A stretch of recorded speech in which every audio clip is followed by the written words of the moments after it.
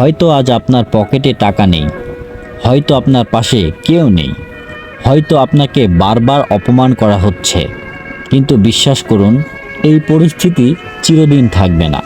সময় বদলায়, মানুষ বদলায়, জীবনও বদলায়, শুধু বদলানো যাবে না আপনার স্বপ্নকে।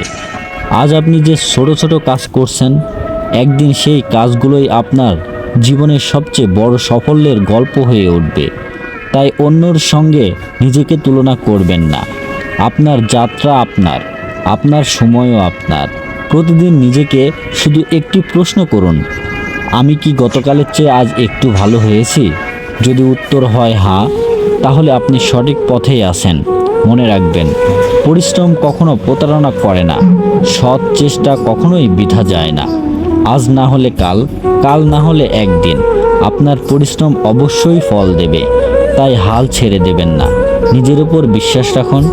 একদিন আপনার সফলতায় এমনভাবে কথা বলবে যে আপনাকে আর নিজের পরিচয় দিতে হবে না।